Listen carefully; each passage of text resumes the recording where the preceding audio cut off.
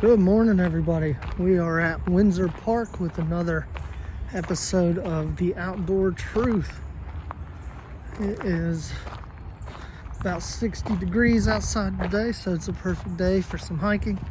This is the first time I've been out to this trail. I don't know how big it is or what, but we're going to check it out and see what's going on.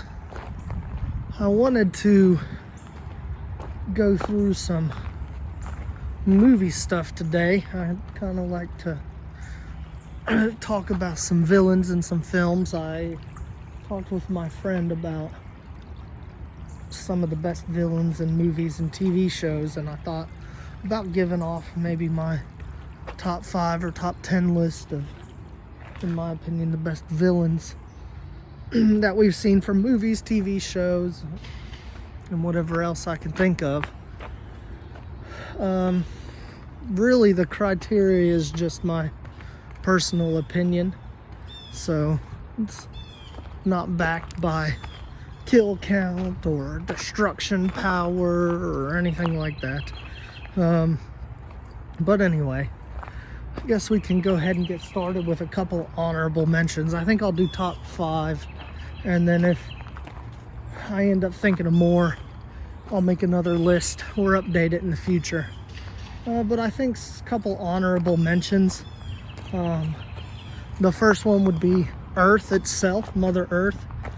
It's hard to not include Earth as a villain because there are so many movies like Volcano, Dante's Peak, 2012. So many movies and such high death tolls from Mother Earth. So it's got to be included. I also think another honorable mention is Michael Myers. He's the iconic slasher villain. Ghostface is up there, but I think Michael takes kind of the cake on that, being one of the first. And really an inspiration to so many other slasher movies. So it really is one of the best, especially the original Halloween movie. It's a classic. So then, yeah, we can go into number 5. I think 5 is going to be Thanos from Marvel. It's hard to deny his power and just how intimidating his presence was. He was the player between, what, 12 movies or something like that, behind the scenes, tormenting the Avengers the whole time. He was the cause of it all. And you know, when we finally do meet him and he starts handling business himself, the Avengers don't really stand a chance against him. And he really is intimidating, threatening, everything that you want with a villain. And his perspective isn't necessarily wrong. He knows what it's like with overpopulation and limited resources. He knows the suffering that it causes, and anyway, his goal is to kill half the people in the universe, which he does. But you know, there are other ways I think he could have gone about doing that, but nevertheless, it does make him one of the top most intimidating villains of all time. Number 4, I would put as Vecna from Stranger Things. I don't think a villain's story has ever been written so well, and how it ties into the plot and everything that the series has been leading up to has led to Vecna, and just how they intertwined it and the twist of who Vecna is, and it was just so well written, and he is such an intimidating presence, and he's very based off of Freddy Krueger, but in my opinion, he's Freddy Krueger done right.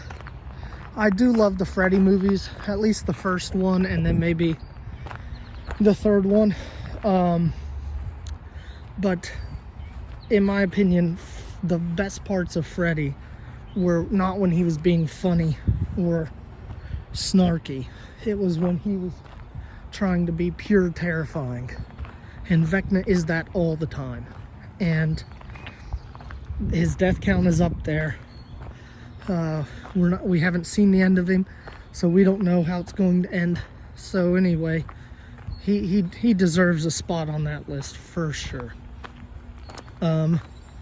Number 3, I would put as the Joker from The Dark Knight. I think as far as performances go, that is one of the best villain performances of all time. He really gives it his all and portrays the Joker in the most perfect sense. I don't think there'll ever be a Joker quite as good as him, and really his motivations, it all makes sense. The scenes with him and the interrogation room with Batman, it's just incredible. He is just a normal guy, albeit crazy, but gives Batman such a run for his money, and the whole movie is incredible, and it's because of him.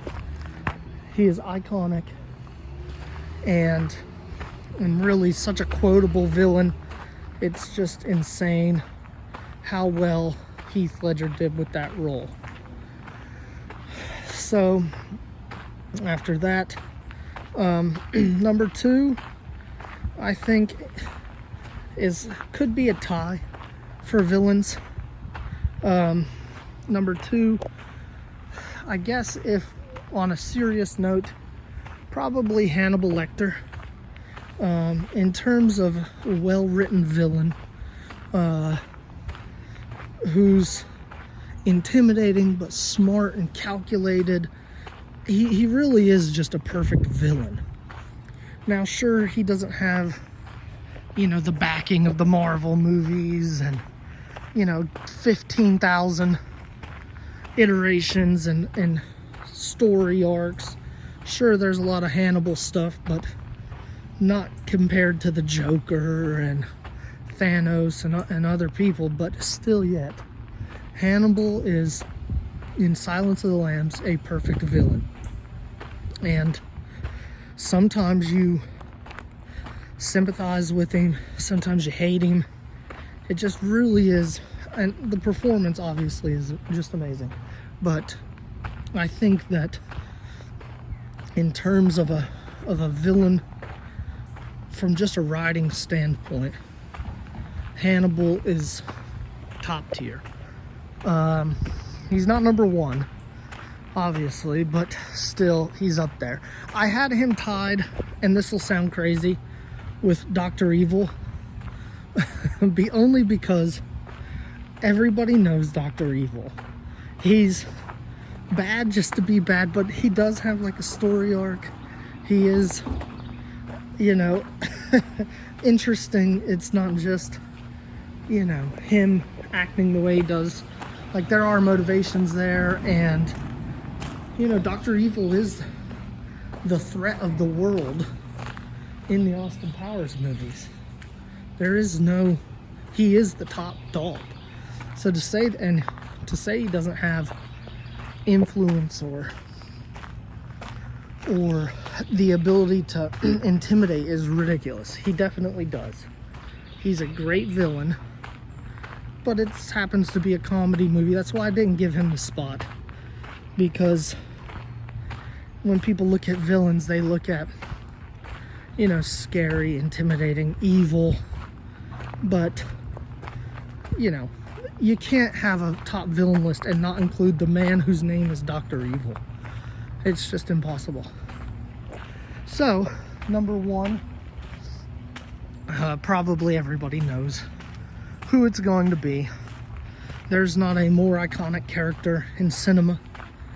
He literally has spawned countless movies trying to mimic the presence and the power that Darth Vader has on screen. The first time of watching Star Wars, it's unbelievable how compelling he is as a character. The revelation that he is Luke's father and that there could be good in him, but man, he's just such an evil shit. It's simply perfect. He is the greatest villain of all time. I don't think that he'll ever be beaten, just because, first of all, Star Wars is probably the most iconic movies on the planet. I seriously can't think of anything else that has more pull. And him in those movies, you know, it's the reason why we watch it. It's the whole plot of Star Wars is Luke and his journey with his father, and where that leads him, and him turning around and becoming good at the end. It's just seriously perfect. They couldn't have done a better job with it. His arc was amazing, and even if you don't include any of the other movies, the prequels leading up, and I know people don't like the prequels or the sequels, but really Vader's presence in those movies, the prequels and the sequels, is still there. The whole reason you're watching the prequels is to watch Anakin turn into, how does he turn into this villain that controls the galaxy, basically. And the sequels, the motivation of, you know, Kylo Ren is to be like his grandfather, Darth Vader.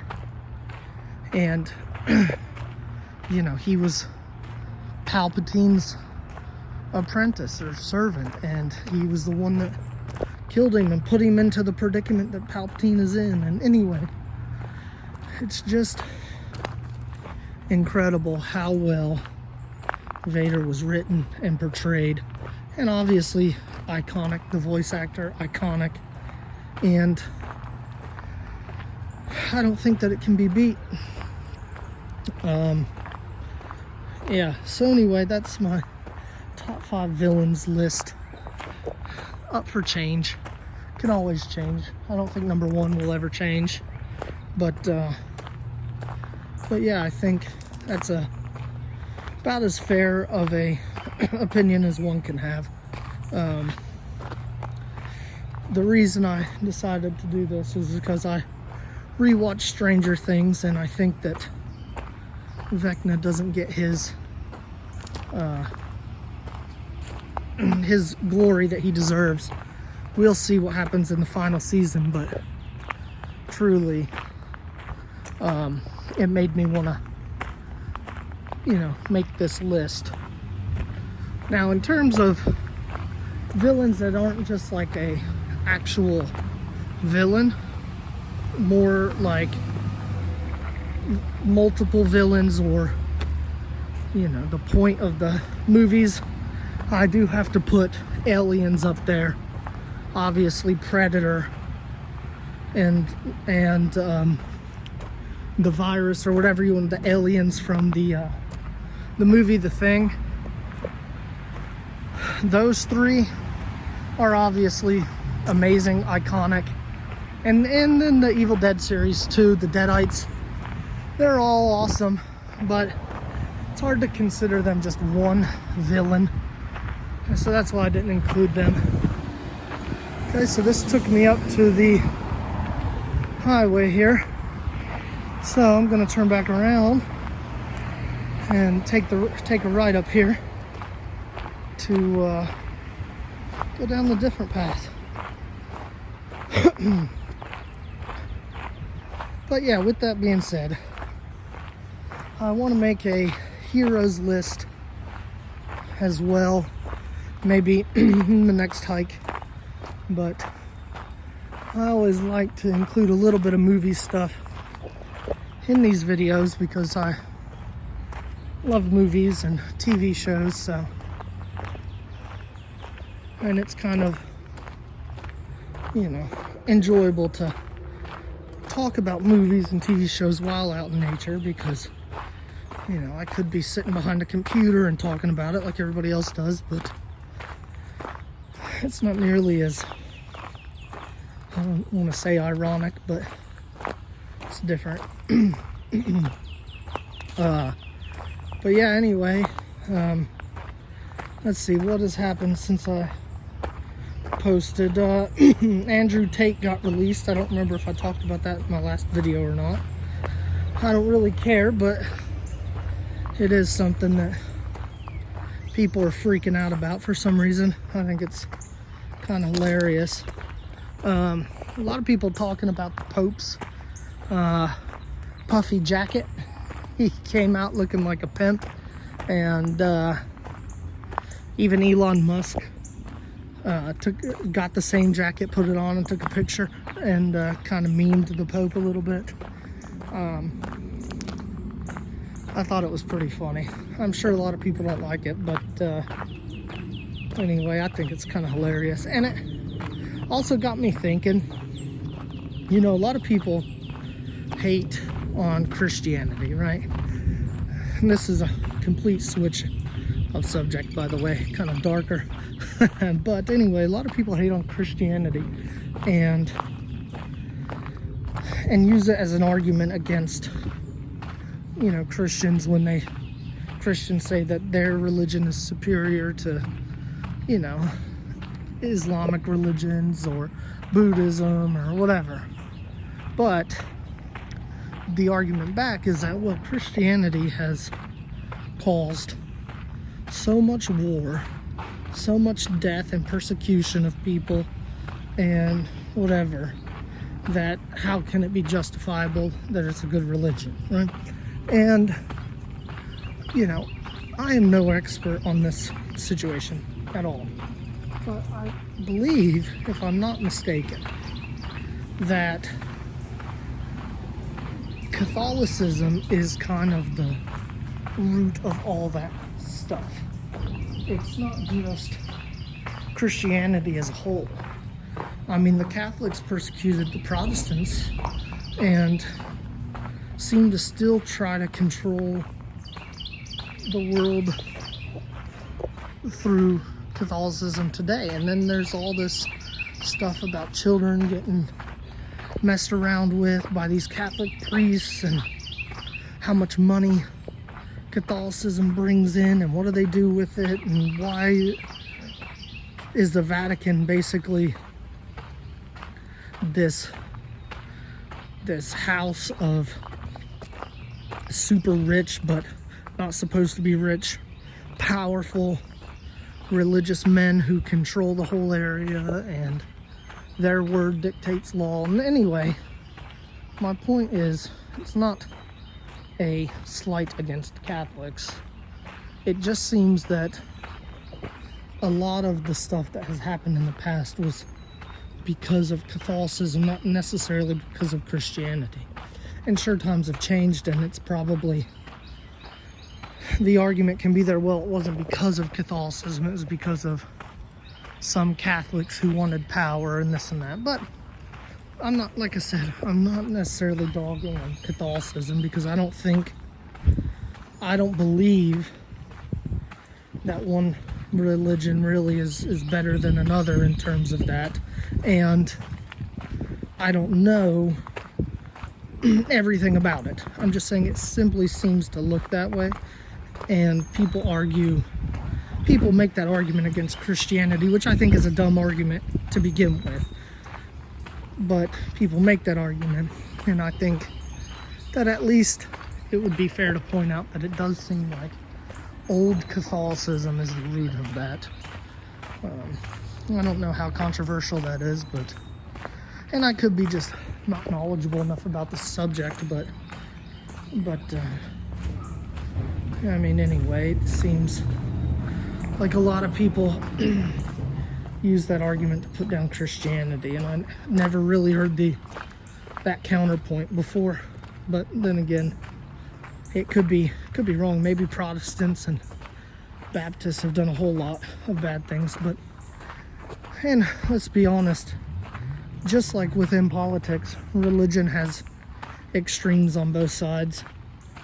Whether you're for any religion, really, if you're too far crazy Catholic, you probably believe some ridiculous stuff. If you're too far Protestant or Baptist, you end up turning into the Westboro Baptist Church. And if you're too far into the Islamic religion, then you're, an extremist on that end. Every religion has it. It's not like it's an occurring thing for just certain people. So, but anyway, I know religion is a touchy subject, and my opinion on it is that any belief that people have or want to have about the world, the universe, or what happens, how they should live their life is completely up to them. I don't care at all what people think or do. And I think that with everything in life, there are goods and bads to it all. But I choose to just live how I want to live, and I don't care how other people do. Go for it. I'm friends with people from all different kinds of religions, and never do I even think about it. It doesn't even cross my mind when I'm with them. I don't care. If they want to talk to me about it, sure. If they don't, I don't care. I won't talk to them about it, just because it's not an interesting subject for me to talk about with other people, except on here in terms of this conversation. But I really don't care how people live their life. Probably I care too little, some would say, but nobody cares what I'm doing, or if they do, they shouldn't. I'm a nobody, just like everybody else is a nobody in regards to time in the universe. One day Earth won't be here, nothing will have mattered anyway, so I don't know why people get hung up with what other people are doing if it doesn't affect them. Now, if it does affect you or affects other people in a negative way, then yeah, of course, I would have a problem with that. But how people pray or how people choose to dress or whatever is as small of an issue as anything to me. I could care less. But yeah, anyway, other than that, I'm not really up to date on my current events. I'd tell you, I haven't heard much about the Chinese weather balloon or UFOs or anything after they shot down all those aircraft. I've still been waiting to hear about that. I may have talked about it in a previous video, but even now, oh Jesus, I'm stung by flies or something. Even now, people haven't been talking about it. I find it interesting, but that's how things go. Our brains have such deep ADHD and rooted in them that we can't stay focused on anything. That's why TikTok is so popular. It's a couple second videos, and you can scroll through them quickly to feed that inability to maintain attention. Just boom, boom, boom, spend hours. And that's the real problem. I don't care about Chinese spying on information or whatever. It's just another way for them to steal intellectual property. Who cares? They're gonna do it anyway.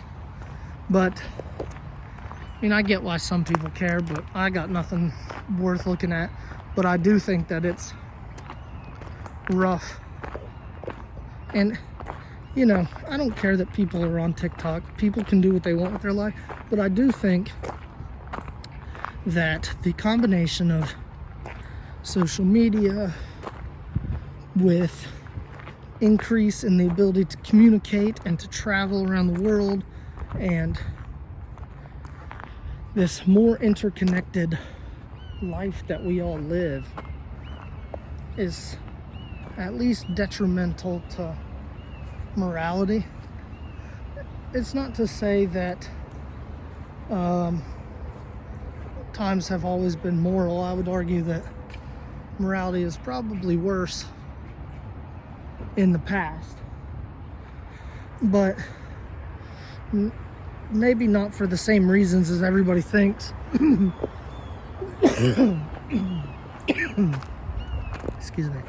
I think nowadays people are just as immoral.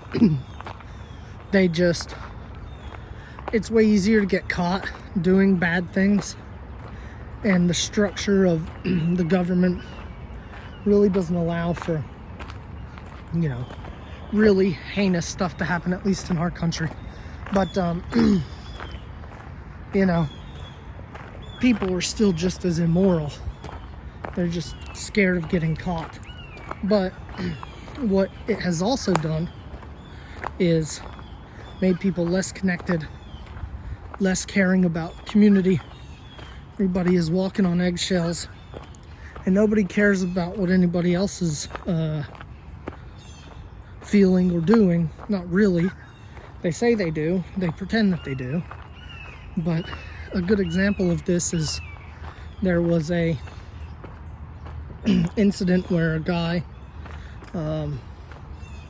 lost his life because he asked this other person to quit vaping outside of a cafe, and the guy did not like that he had requested that and ended up ending his life. And the first response of anybody that was around there was from a TikToker who decided to film this guy fading away and get him in the frame of his selfie and make this video and pretend like he was like, oh my god, look at this, and just completely making these crazy faces and just doing it for content because he doesn't care actually about the situation. And people will say that that's, oh my god, that's horrible, that guy's horrible. But in reality, most people are like that. Most people don't actually care. They care more, probably, or at least would be more vocal about the fact that that guy took that video than to be vocal about the fact that somebody lost their life because of a conversation. It's the same thing with gun crime and any incident, really. Like, oh my god, he used a gun to kill a bunch of people. That's what the first thing people say is. Instead, oh my god, a bunch of people are dead. People don't care actually about the reality of the world or the feelings of them around them. People hate each other now. And it's not because of politics or because of anything. It's just because of a constant neighboring. I don't know what you call it. But we're not a community anymore. We're a bunch of individuals in tiny, tiny, tiny groups that do our best to pretend like we care about things, when in reality, nobody really cares about much at all. I think. But I don't know. It's hard to say that what the cause is. Maybe it's always been that way. People turn their head on other people's feelings, or they go out of their way to not help people, and I'm guilty of this too. I just think that we have fallen far from where we need to be in terms of a culture and a people, and it's always the blame game. And it's like that with everything. Video games, it's never our fault. It's somebody else cheating or hacking or whatever, or work. Well, it's not my fault I didn't meet that deadline, or it's not my fault that I ran the red light. It's always somebody else's. And that is a complete lack of personal responsibility, and everyone is guilty of it. And that's part of the problem. There's a lot of problems, but I think really the best method of solving these problems is, as an individual, I need to do better to care, to do more for the community. Probably I need to try to empathize and help others. And I think really people just need to start putting themselves out there and not be recluse, indoor snobs, which is what we've all become. Sad but true. Anyway, it's kind of a depressing topic that I'm not the most knowledgeable on, I guess. Sure, I could have made a better argument, but it is how I'm feeling right now, and this is the outdoor truth, so I just say what I think it is, whether people agree with that or not. But anyway, we all need to do better. There's no sense of neighborhood anymore, and it's quite sad. But anyway, this is a pretty short trail, so I'm about at the end of it. It's a pretty trail, I guess. Got some cool scenery. Didn't smell the greatest, but it's because we're surrounded by a city. But it is what it is. But anyway, this is Windsor Park. And this has been another episode of The Outdoor Truth. Y'all have a good one.